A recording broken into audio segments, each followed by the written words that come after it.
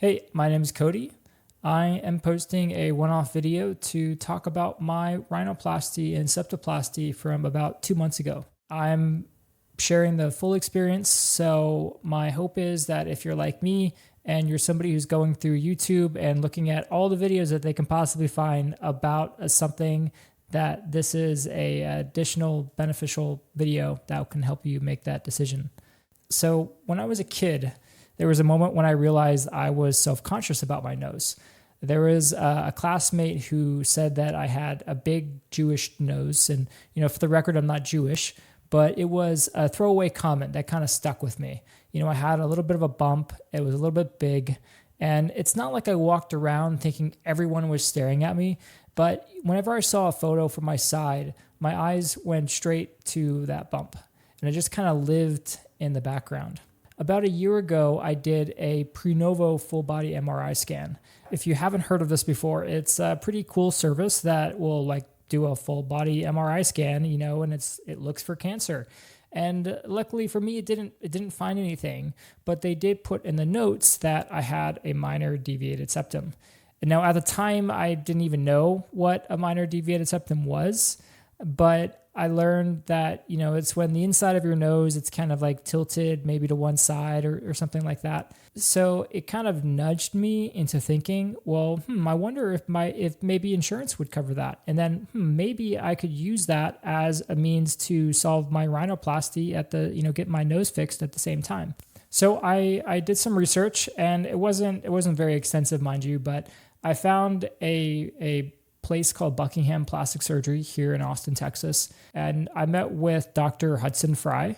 And, he seemed like a young guy who's easy to talk to. And he said he'd done hundreds of cases. And he showed me a 3D model of kind of like my ideal nose.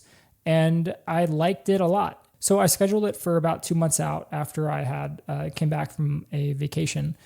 The type of approach that Dr. Hudson used was an open approach, which means that he kind of cut a small bit, I think it's called the columella, and then they kind of lift that.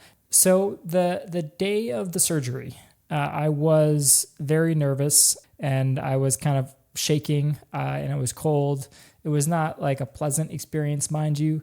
I tried to take deep breaths, and then eventually they put the mask on me, and then I just kind of fall asleep.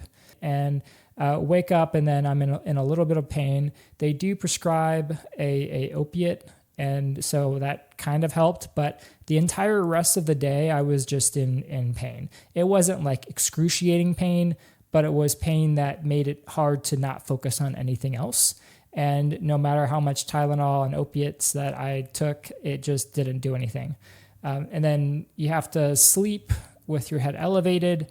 And that was, the first night is always kind of a bit rough. And I did have a sleeping pill, so that probably helped. And nonetheless, the next day was considerably better. And I would say I didn't have any pain that wasn't able to go away pretty much with Tylenol after the first day. So the pain was actually quite minimal compared to what you might otherwise think. Day 4, clearly have some bruising around the eyes. Still able to eat solid foods. Had kind of more pain last night. It seems like the recovery process is kind of linear to some extent, or not non-linear. It's definitely not been fun.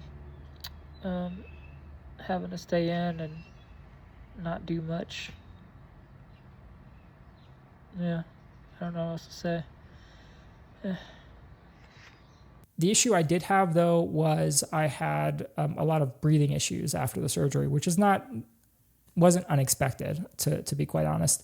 But it was something where in the days after the surgery, I could breathe just fine, but then congestion started to become a problem, and it kind of shut down my ability to breathe through my nose, at least for a few days. And it just kind of got worse at night because that's the part where you just can't sleep because you can't breathe through your nose. And the instructions allowed me to take Afrin for up to 3 days, but you can't take it any more than that because then your body will start developing tolerance to it, or actually it'll go into withdrawal if you don't take it. So that was problematic. And then I would have days where I could breathe through both nostrils, and then days where I could only breathe through one nostril. The inside of the nose had dissolvable stitches, so they just kind of started to disappear over the next few weeks. And they put regular stitches under here that I had to go back a week later for them to remove. After the surgery, I had a lot of asymmetry. And so one side looked higher than the other side. And I emailed the surgeon, and I was very concerned that, he put it back together somehow, like wrong. And I was concerned that, oh my God, did he botch the surgery? And I tried to be as nice as possible while kind of covering the panic that I was going through. And he said, oh, it's fine. It's just the swelling. But over the next few weeks, the swelling kind of continued to drop. And so right now, I would still say there's a little bit of a lift on one side, but it's not too bad. And it's something that you probably have a very difficult time trying to notice right now. So that was something to keep in mind, is that after the surgery, there can be asymmetry. He did say that he had to do more work on one side rather than the other side. And so be prepared to note that whatever you look at in the mirror after the surgery is not going to be the final result. And so you definitely want to be mentally prepared for, the outcome and the swelling and the pain and not being able to go outside. That was another issue, is, I couldn't exercise for 2 weeks, which I like to exercise a lot and relieve stress. And so that was hard. And then not only can you not exercise, but you couldn't really go out in public very much. And I couldn't even wear sunglasses because you're not supposed to wear sunglasses on the bridge of your nose for a while. So it was probably tough, but it got better over the next 2-3 weeks after the surgery. Things are a lot better now, but during the surgery, I think it helps to have like kind of a saline spray. So for me, having the Arm & Hammer saline spray, and also having a humidifier to help kind of keep your nasal passages kind of moist. So where I'm at kind of 2 months down the road, I'd say swelling is down significantly.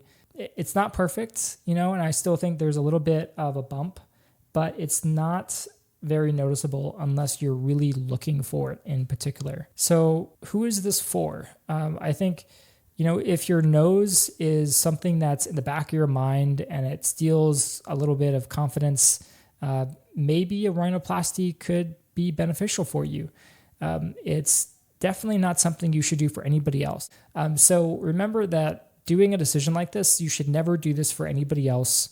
Only ever do this for yourself. If you're somebody who has your entire sense of confidence is based on your nose, you have a huge sense of body dysmorphia as a function of your nose, that is something that you probably need to get worked out with like a psychologist. And also note that if you walk into a surgeon's office and you give them a picture of some celebrity's perfect nose and you say, I want that, and that's exactly what I want. No surgeon in the world, no matter how much you pay them, can give you exactly something else that somebody else has. This is not something that can easily be repeated. Everybody has a different structure in their nose. And so you could be with the most skilled doctor in the world, but it doesn't mean that you're going to get the result that you want. Just be aware of that the reasons for getting plastic surgery, of course, they're mental. But you need to be aware and prepared for whatever the end result comes, and that's important to remember. This is my experience. It's not medical advice. I'd love to hear if anybody else has any questions. Feel free to drop them below, and I'll answer what I can. So I hope that helps somebody in the world. So yeah, thanks for watching.